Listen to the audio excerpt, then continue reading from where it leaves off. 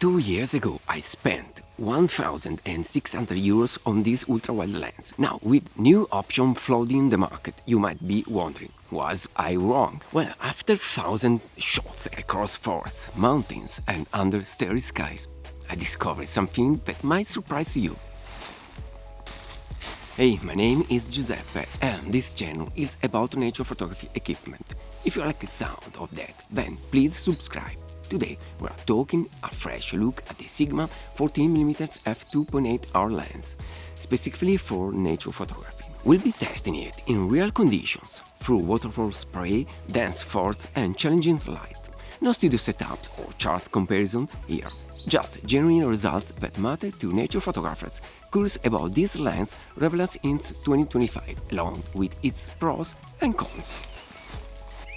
Let's address the elephant in the room. Yes, there are newer, more expensive options available, but before you make any decision, let me show you exactly what this lens can do in 2025. Okay, let's start in one of the most challenging environments, a dense forest. Here I'm at sunrise to test how this lens handles extreme dynamic range. The 14mm f1.8 lens introduces new visual possibilities. With its ultra-wide angle and dramatic perspective, this lens can capture subjects up close while placing them against an expansive backdrop that surpasses normal human vision. The Sigma 14mm f1.8 combines the deep depth of field typical of ultra-wide-angle lenses with the exceptionally shallow depth of field provided by its large f1.8 aperture. This results in a sharply defined main subject set against a beautiful blurred background.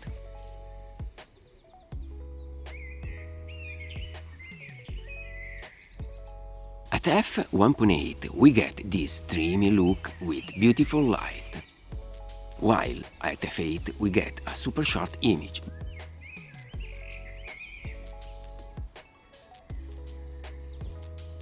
At f11, with the sun in the right position, we get this fantastic light effect.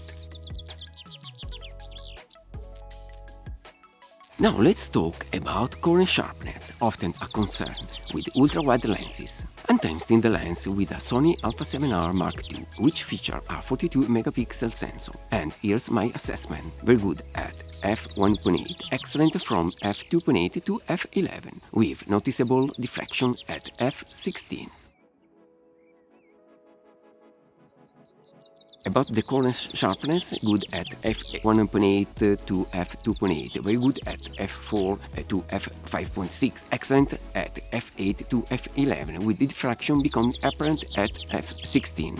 For near subjects, at f1.8, corner sharpness is significantly lower than center sharpness due to field curvature. However, focusing on the corners can achieve good sharpness even at f1.8. This field curvature is a common characteristic of fast wide-angle lenses. For distant subjects in outdoor settings, corner sharpness is impressively high.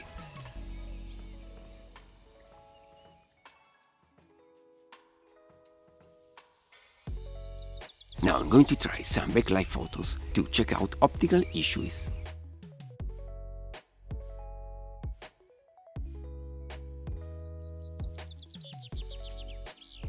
With 2 FLD elements made of low dispersion glass and 4 SLD super low dispersion elements, they help reduce transverse chromatic aberration, which is always present when shooting with ultra-wide angle lenses. The result of this reduction is well-defined images both at the center and at the edges, as you can see from these photos.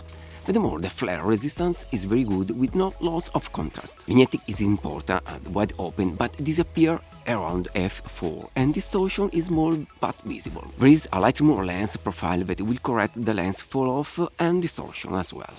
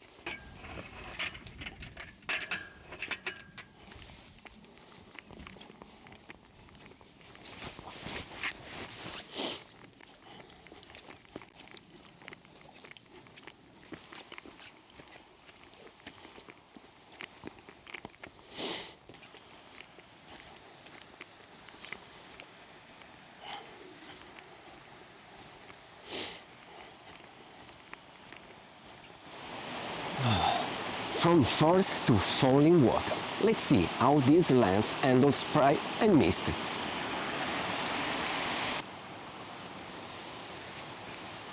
The 14mm focal length allows you to get incredibly close while still capturing the entire scene due to its minimum focusing distance of 27 centimeters. So, taking a photo of an entire waterfall is a breeze, but pay attention because this lens is not officially weather sealed. So, it's better to use a camera and lens protection just to be on the safe side.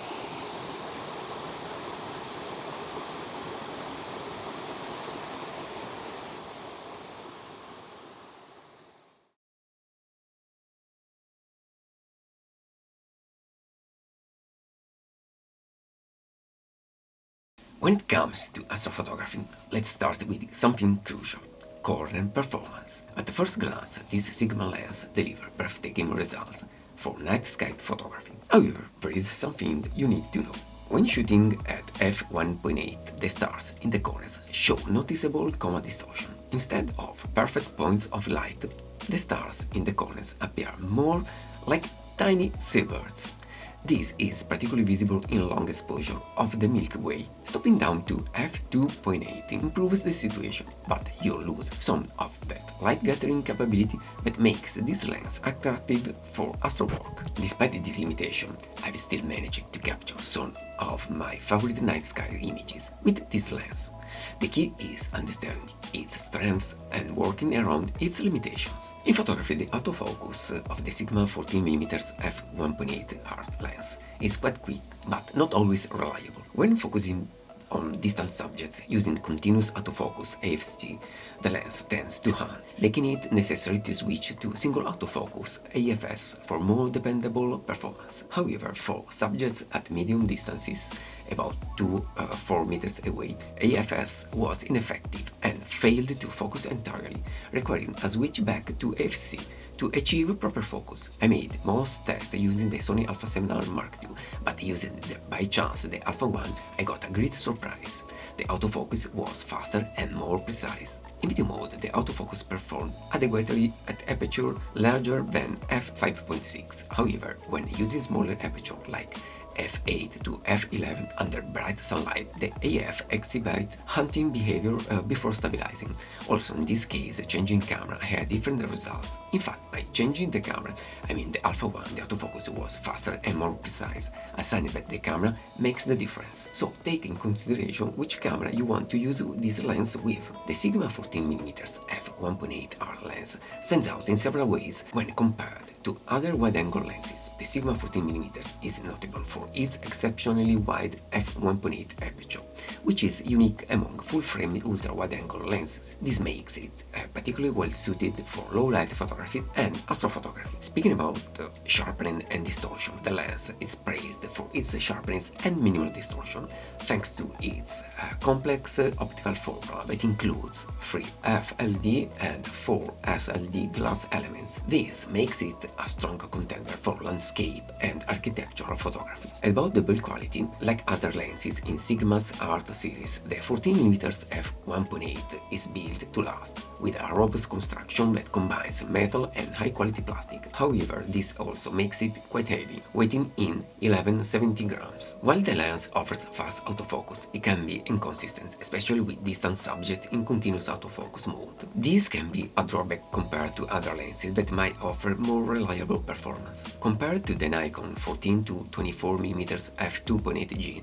the Sigma offers a wider aperture but is heavier and bulkier. The Sony 14mm f1.8G Master, on the other hand, is lighter and more compact, making it a more portable option for Sony mirrorless users. Overall, the Sigma 14mm f1.8R lens is a powerful tool for photographers who need an ultra-wide-angle lens with excellent optical performance and a very wide aperture, but its weight and autofocus quirk might be consideration, depending on your specific needs. But don't forget the price, that nowadays is really competitive in comparison to other brands, and even if many photographers complain about its main bulky frontal lens, but even other brands make lenses like that, and if you want to use filters, it's mandatory to buy a specific holder and to use squared filters. Anyway, it's always in my bag when I go for landscape photography. Before you go, if you find this lens review helpful, I've got another video that's absolutely crucial for landscape photographer, but a short video as well.